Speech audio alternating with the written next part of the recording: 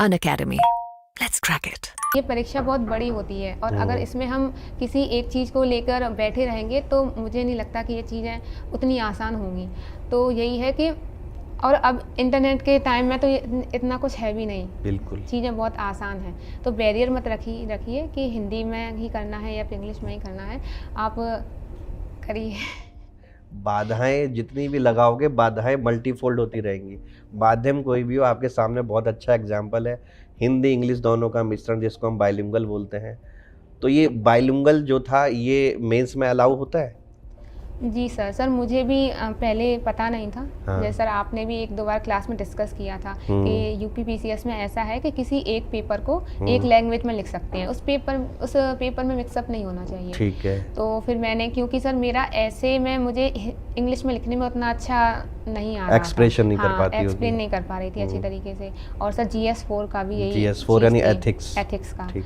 तो सर जैसे फिर आपसे मैंने पूछा सर, और भी कई टीचर्स थे, मैंने थोड़ा यूट्यूब पे सर्च भी किया तो पता चला कि यूपीपीसीएस में ऐसा कर सकते हैं। तो फिर मैं इसी के साथ गई। तो इंग्लिश में कौन कौन से पेपर लिखे हैं आपने और हिंदी में कौन से लिखे? सर मैंने GS 1, 2, 3 और ऑप्शनल सोशियोलॉजी इंग्लिश में लिखा है और ऐसे का और GS4 एथिक्स का। ठीक। वो हिंदी में। तो हिंदी और इंग्लिश दोनों में लिखा है। बहुत बच्चे कंफ्यूज भी हो रहे थे तुम्हारे जो पुराने वीडियो हैं कि इनका इंग्लिश हिंदी माध्यम है, ये भी क्लियर। माध्यम मेरा इंग्लिश ही था, लेकिन मैंने ये 2 पेपर अपने हिंदी में लिखे।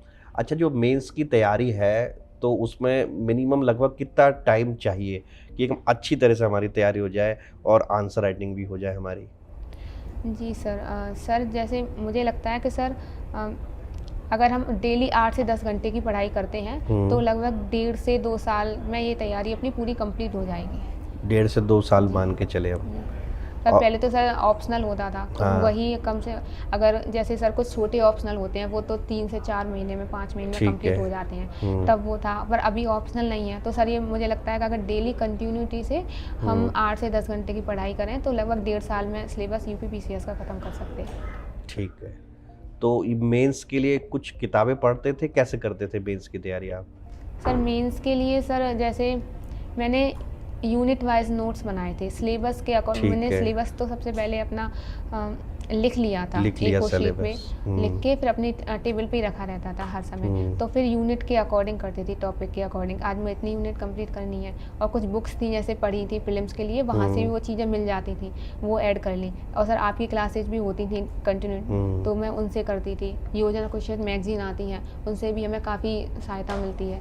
कभी कभी तो मुझे जैसा लगता है कभी कभी कोई पूरी यूनिट पर ही वो कुछ योजना में आते हैं अंक, जैसे डिजास्टर मैनेजमेंट के।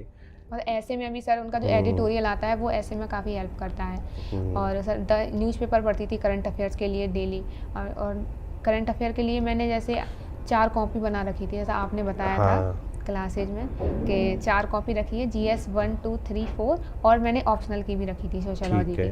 तो जैसे ही कोई किसी भी टॉपिक से न्यूज़ आई है तो, और हमें सिलेबस इसलिए भी याद होना चाहिए क्योंकि न्यूज़पेपर में बहुत सारे न्यूज़ होती हैं। जब हमें अपना सिलेबस याद होगा तो हम डायरेक्टली उस चीज़ को, कोई भी घटना है तो उसको कोरिलेट कर पाएंगे आसानी से।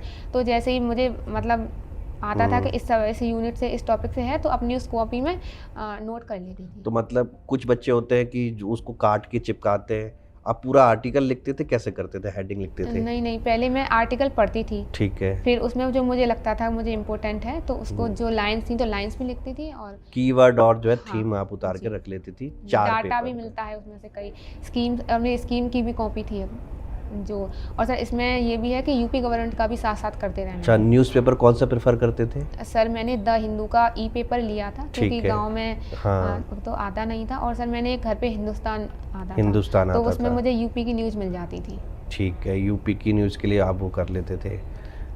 और ये बोलिए। और सर जैसे डाटा के लिए उसकी भी अपनी अलग डायरी छोटी सी बना रखी थी, उसमें हर जैसे पॉवर्टी है, हंगर है, इन सब चीज़ों से रिलेटेड डाटा जैसे आपने बताया था, तो वहीं हर एक जो भी है इस टॉपिक, उससे 1-2 अच्छे डाटा मिल जाए, रिपोर्ट्स मिल जाएं, नीति आयोग की रिपोर्ट्स आती हैं कई सारी, वो मिल जाएं तो वो हम उसे आंसर में कोट कर सकते हैं, उससे और अच्छा आंसर बनता है हमारा।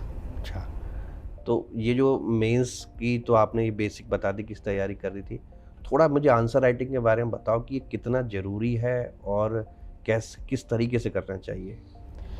सर आंसर राइटिंग तो मुझे लगता है इस एग्ज़ाम का रीड है, बिना आंसर राइटिंग के ये एग्ज़ाम नहीं क्लियर होगा।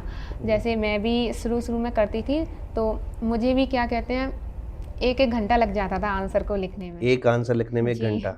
जी, स्टार्टिंग के समय में। ठीक। तो जैसे कि और फिर जब हम करते जाते हैं और ये भी होना चाहिए कि हमारा कोई भी टॉपिक कंप्लीट हो तभी हमें आंसर राइटिंग करनी चाहिए। कभी-कभी ऐसा होता है कि हमारा सिलेबस भी टॉपिक भी कंप्लीट नहीं है, फिर हम उसको आंसर ही लिखने में लगे हुए हैं। जब हमारे पास कंटेंट ही नहीं होगा तो हम लिखेंगे क्या? ठीक तो है। सबसे पहले अपना सिलेबस करो, पूरा कंटेंट बना लो। जी, ऐसे पूरा तो कंप्लीट कभी नहीं होता है, लेकिन वो यूनिट है जितना ठीक है। सफिशिएंट हो प्रीवियस ईयर क्वेश्चन को देखकर कि हाँ हमारे बन रहे हैं, फिर उसको लगाएं। जैसे मुझे तो स्टार्टिंग में बहुत टाइम लगता था, बहुत गड़बड़ होती थी जैसे, और क्योंकि मैंने इंग्लिश में ही लिखा था तो मुझे इंग्लिश में स्टार्टिंग में बहुत दिक्कत होती थी, सेंटेंस भी मेरे सही नहीं बनते थे। लेकिन मैंने बहुत ज़्यादा लिखा और जैसे सर मैं आपको चेक कराती थी कॉपी तो आप उसमें गलतियाँ बताते थे, यहाँ पर इस इंट्रोडक्शन को चेंज करो, यहाँ पर ये डाटा लगाओ, यहाँ पर ये चीज़ें करो, कंक्लूज़न ऐसा करो, तो वो सब चीज़ें ठीक करती थी। और लिखा बहुत था। जब मेरा 2020 का मेंस था उस समय मैंने लिखा नहीं था। अच्छा। हाँ, तो ये मेरी गलती थी कि उसमें आंसर राइटिंग मैंने ज़्यादा नहीं कर पाई। ज़्यादा मैंने सिर्फ 1 या 2 पेपर लिखे होंगे और कुछ अच्छा। और ऑप्शनल तो 1 भी नहीं लिखा था ऑप्शनल का पेपर। तो इस वजह से मेरे जो एग्ज़ाम था मेन उसमें काफ़ी हर पेपर में मेरे 2-3 क्वेश्चन छूटे थे। इस वजह से वो मेरा मेंस भी क्लियर नहीं हुआ था। पर 2021 के लिए मैंने काफ़ी फिर इम्प्रूवमेंट किया और सोशियोलॉजी के आंसर आपसे चेक कराए। आप बताते थे कि ऐसे करो, तो फिर मैं दोबारा, आप तो कभी-कभी पूरा आंसर ही काट देते थे कि इसको दोबारा लिख के लेके आओ, तो फिर मैं उसको दोबारा लिखती और फिर आपको जैसे वो होता है फ़ोटो अपलोड करके चेक कराती थी। तो इन कभी-कभी तो 3-3 पेपर भी लिखे हैं।